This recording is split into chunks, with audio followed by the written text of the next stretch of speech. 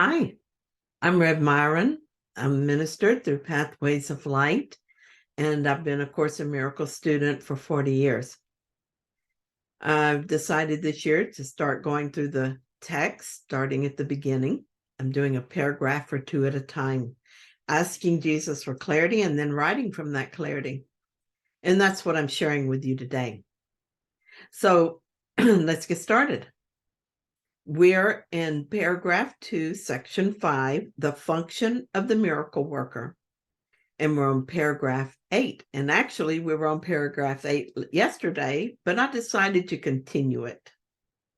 So let's look at paragraph 8. It says, a fear of healing arises in the end from an unwillingness to accept unequivocally that healing is necessary. What the physical eyes see is not corrective, nor can error be corrected by any device that can be seen physically. As long as you believe in what your physical sight tells you, your attempts at correction will be misdirected. The real vision is obscured because you cannot endure to see your own defiled altar. But since the altar has been defiled, your state becomes doubly dangerous unless it is perceived. So, as I said, I'm still reading this paragraph. Yesterday, my attention was drawn to the idea that we are afraid of healing because we don't really accept that healing is necessary. I looked at the fear of God as a source of this confusion. I recognized that I spent many years being afraid to look at my defiled altar because I was afraid to see what I had done and afraid I would be condemned for my error. Thank God, quite literally, that I am undoing that belief as I consistently look at the mistaken beliefs with a willingness to see differently. And yesterday, I thought about how the healing actually takes place. I accept the atonement and my mind is healed. Then I project this healed vision onto my world. Now that I have accepted that healing is necessary, I want to look more closely at the actual healing. Just as I was once confused about how healing translated in the world, I was also confused about asking for healing and asking for the healing of others. When I use the word healing, it covers anything that proceeds from a wrong-minded thought, anything that is born of a separation thought. This applies equally to all thought errors, whatever form they may take. I don't see any difference in lack of physical health or lack of money or lack of friendship or a strained relationship. Guilt over past behaviors, fear of heights, expressions of unworthiness, grievances, projections, blame, anger, and indifference are all the same error. And all of them is calling for a healing. I am mostly using physical healings as examples right now because this is what Spirit is helping me with at this time. He seems to want me to fully accept the unreality of the body. And so this is what he's showing me in many ways. This is why he offered me the opportunity to let go of sleep aids and pain pills. He wants me to observe that I can use magic solutions to deal with these problems, or I can use forgiveness and the decision to work at the source of the problem rather than the effect. In accepting his solution, I'm learning that the pills are as illusional as the body. I noticed that using the pills pulled me deeper into the dream. Using them kept me focused on the body, when to take them and how often, and how I felt when I did and didn't use these magical solutions. It began to seem like the world revolved around my body and its need for sleep and freedom from pain. Everything I did was scheduled around my need for sleep and how it would affect the pain in my body. I have followed the Holy Spirit's guidance and I'm learning to see pain differently. And now I'm learning to see sleep differently. I feel like a person who has suddenly been released from a life sentence. Nor do I make social plans based on how they will interfere with my sleep. I don't schedule appointments so that I can be sure I had the right amount of sleep. I don't allow for extra time in my schedule to take frequent breaks to relieve the stiffness and pain. I'm free. Woohoo! Not that none of that stuff ever happens, but it's not driving everything anymore. The most important thing that happened, though, is that when I followed Spirit's guidance, I stopped digging the hole any deeper. That is, I stopped going deeper into the illusion and instead began breaking its hold on me. Holy Spirit helped me to understand that nothing I could see would cure me. Ambient helps me sleep only because I decided it would. As I was making the transition, I would suddenly decide I really do need the Ambien, and there were a few times when I would take one and nothing would happen. Very funny, Holy Spirit, but I got your point. The timing of this was impeccable, though. By the time this began to happen to me, I noticed that my mind had been healed enough. There was no longer any fear about the pill not working. I just shrugged my shoulders and assumed I either didn't need the pill or didn't need the sleep. And so he taught me that both were true. But what I was learning at the same time is that I didn't need the pill or the sleep because the body is not the cause of the problem.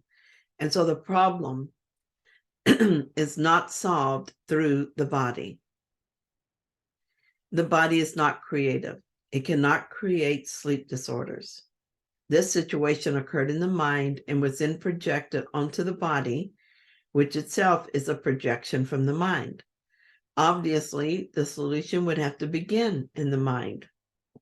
As the mind is healed, the projection changes as well. Also, it is the mind that is healed. Always, it is the mind that is healed. The body and everything about the body is a projection that comes either from a healed mind or a sick mind. In the past, when I was sick, I would ask that the body be healed. Then, after I started studying the course, I realized this was not right, but I didn't really understand why, because my mind was not clear yet. I didn't think I was meant to suffer, but had enough understanding to know that repairing the body is not the aim of healing. I could not reconcile the two thoughts, so I was confused. How was I to pray? Eventually, I began to fully embrace the metaphysics of the Course and to accept that I am not the body and that the body is as much illusion as everything else in form. When I realized that, I understood prayer for healing better. I began to realize that the body was receiving the projections of my beliefs, so it was my beliefs that needed to be healed. It was only one small step from there to realize that when the mind is healed, it can only project a healed body. Now I see that I am not meant to suffer, and I see how it works. I'm so grateful. There's something else that's become clear to me since that time. My friend Tacy put it into words this morning in her contemplation of Lesson 79. Let me recognize the problem so it can be solved. This is what I've been learning. Pain, sickness, insomnia, none of this is a problem. It is happening in the body, which does not actually exist. So how could this be the problem? Here's part of what Tacy said about this lesson. In the very first paragraph, he tells us that what the problem is and that it has already been solved.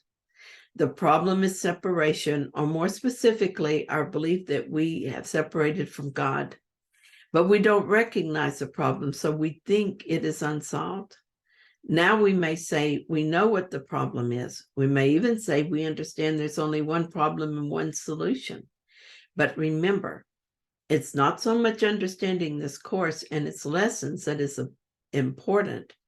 It's the experience we are led to that counts. The problem is in our minds. It's not out there somewhere. And that is what we remain uncertain about.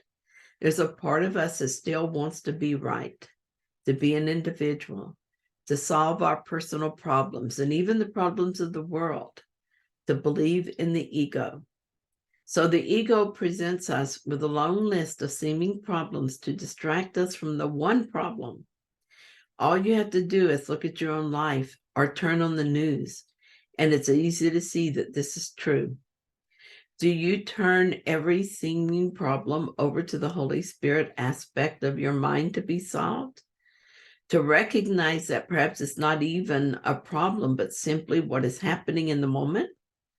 It takes practice, lots of practice. And that is the basis of this lesson. The problem is in our minds, and that is where the solution is as well. Again, we're bringing our darkness, illusions, to the light, truth. And so this is really the whole lesson about pain and insomnia where Jesus was leading me. It doesn't matter if I take illusional pills or don't take pills to correct problems in the illusional body. What matters is that I recognize the one problem and the one solution. I think I am separate from God. I am not. And the Holy Spirit will heal that belief in my mind if I accept his help. This is so simple. Whatever I am reacting to is always the same problem. I think I'm separate from my Creator. I give the problem to the Holy Spirit in certainty that it is being solved. So thank you so much for joining me and finishing up the reading of this very important lesson that we're getting in the paragraph 8.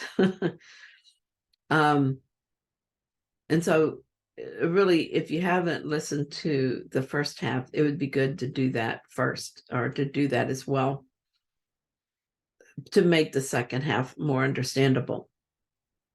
And there are many ways to read the course, and this is certainly not the only way. And I'm not saying that I absolutely know that I'm right about the way I feel about it. It's just where I am at this time. And maybe that might be helpful to you too. So that's why I'm sharing it. If you found this helpful, then please like it. And if you haven't yet, please subscribe. And I'll be back tomorrow with another paragraph. Talk to you then.